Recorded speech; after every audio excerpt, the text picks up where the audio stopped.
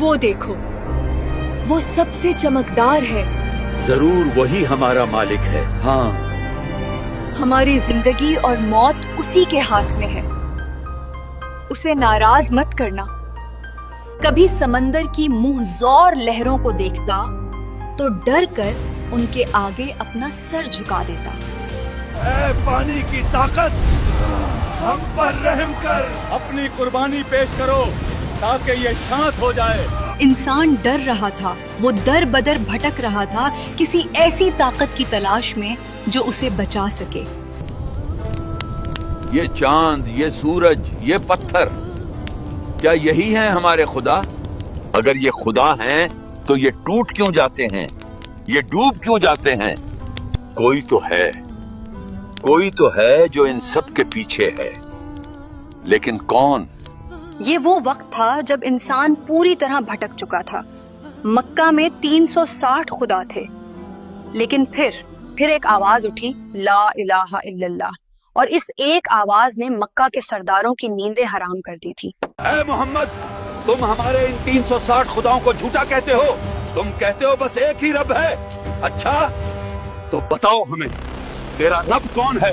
کیا وہ سونے کا بنا ہے یا چاندی کا؟ اس کا باپ کون ہے؟ اور اس کے مرنے کے بعد اس کا وارث کون بنے گا؟ بتاؤ ہمیں اس کا پورا شجرہ نسب۔ یہ سوالات معمولی نہیں تھے، بہت سنگین تھے۔ یہ سوال صرف مکہ والوں کے نہیں تھے، مدینہ کے یہودی بھی یہی پوچھ رہے تھے، اور آج کا ماڈرن انسان بھی یہی پوچھتا ہے۔ اس وقت پوری کائنات خاموش تھی، جواب کا انتظار تھا۔ کوئی لمبی فلسفی، کوئی سائنس کی تھیوری نہیں، جواب آیا آسمان سے، صرف 4 لائنز میں، ایسی 4 لائنز جنہوں نے خدا کا تصور ہمیشہ کے لیے صاف کر دیا، اور نازل ہوئی سورۃ الاخلاص۔ قل هو اللہ احد اللہ الصمد۔ اللہ نے جبرائیل علیہ السلام کو بھیجا اور فرمایا، کہہ دو ان لوگوں سے، یہ سورہ جسے ہم بچپن سے رٹتے آ رہے ہیں، یہ کوئی معمولی سورت نہیں ہے۔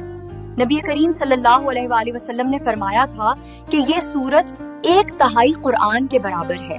کل نبی نے ہم سے پوچھا، کیا تم میں ہمت ہے کہ ہر رات سونے سے پہلے 1/3 قرآن پڑھ لو؟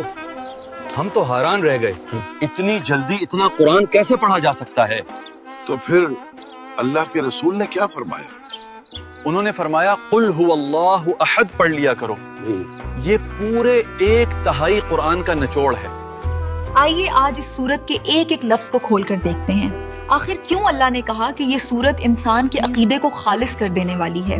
پہلی آیت میں اللہ ان سب سوالوں کے جواب میں فرماتے ہیں، قل هو اللہ احد، کہہ دیجئے وہ اللہ ہے، یکتا ہے۔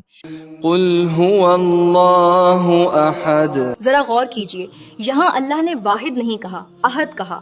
عربی میں واحد کا مطلب ہوتا ہے ایک، جس کے بعد 2 آ سکتا ہے، لیکن احد وہ ہے جس کا کوئی دوسرا ورژن ہے ہی نہیں۔ اس احد لفظ کی طاقت دیکھنی ہے تو چلیے مکہ کے تپتے ہوئے ریگستان میں۔ بول بلال، مان لے کہ لات اور عزا سب سے بڑے ہیں، چھوڑ دے اسے ایک خدا کو جس کو تو نے کبھی دیکھا بھی نہیں۔ احد احد احد احد۔ بلال جانتے تھے کہ مکہ والوں کے پاس واحد تو بہت ہیں، لیکن احد صرف وہ ہے۔ سائنس کہتی ہے دنیا میں ہر چیز کے ٹکڑے ہو سکتے ہیں، ایٹمز، سیلز، نمبرز، لیکن میرا رب احد ہے، وہ حصوں سے مل کر نہیں بنا، وہ تقسیم نہیں ہو سکتا۔ پھر دوسری آیت میں اللہ اپنی طاقت اور ہماری کمزوری کا اعلان کرتے ہیں، اللہ صمد، اللہ بے نیاز ہے، اللہ الصمد، یعنی سب اس کے محتاج ہیں، وہ کسی کا محتاج نہیں۔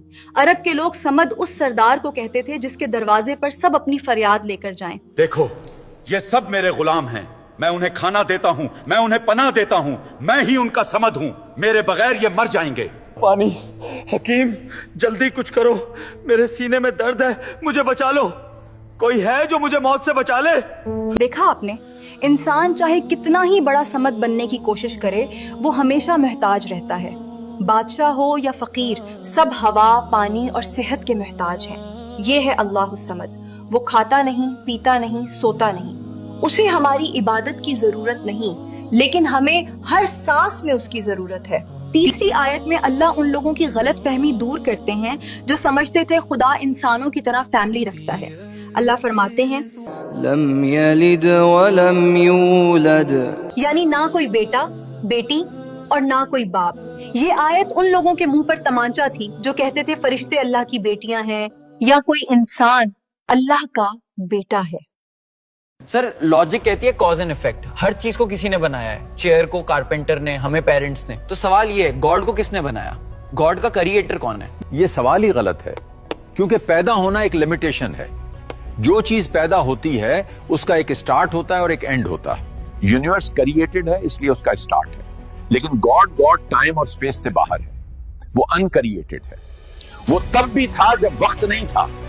اس لیے قرآن کہتا ہے لم یلد ولم یولد. رشتے, اولاد, ماں باپ یہ ہماری ضرورت ہے تاکہ ہماری نسل چلے. اللہ ان تمام کمزوریوں سے پاک ہے. اور آخری آیت میں اللہ انسان کی سوچ پر فل اسٹاپ لگاتے ہوئے فرماتے ہیں اور کوئی اس کا ہمسر نہیں. وَلَمْ يَكُنْ لَهُ كُفُوًا أَحَدٌ. اس کا مطلب ہے نو کمپیرسن. آپ دنیا کی کسی چیز کی مثال دے کر اللہ کو نہیں سمجھا سکتے. حضرت علی فرماتے ہیں جس چیز کا تصور تمہارے دماغ میں آ جائے وہ میرا رب نہیں ہے, کیونکہ دماغ مخلوق ہے اور خالق اس میں فٹ نہیں ہو سکتا. ہم کہتے ہیں اللہ بڑا ہے, کیا پہاڑ جیسا؟ نہیں. اس کی شان ہی یہ ہے کہ وہ ہماری سوچ سے بھی ماورا ہے. اب سوال یہ ہے 1400 سال بعد آج کی ڈپریشن اور بے چینی بھری زندگی میں اس سورہ کا کیا کام ہے؟ بہت کام ہے. آج ہم نے پتھر کے بت تو توڑ دیے ہیں لیکن دل میں نئے خدا بنا لیے ہیں. علی, اگر یہ پروجیکٹ کل تک کمپلیٹ نہیں ہوا تو سمجھنا تمہاری نوکری گئی. میں تمہاری سیلری روک لوں گا, میں تمہارا کیریئر ختم کر دوں گا. یار میں کیا کروں؟ اگر جاب گئی تو گھر کیسے چلے گا؟ بچوں کی فیس, EMI, میرا باس ہی سب کچھ ہے. میں پھنس گیا ہوں. تو دوستو یہ تھی کہانی سورۃ الاخلاص. یہ صرف رٹ لینے کے لیے نہیں ہے, یہ ایک آزادی کا اعلان ہے. رزق دینے والی ذات تو وہ اوپر بیٹھی ہے, یہ نیچے والوں سے کیا ڈرنا.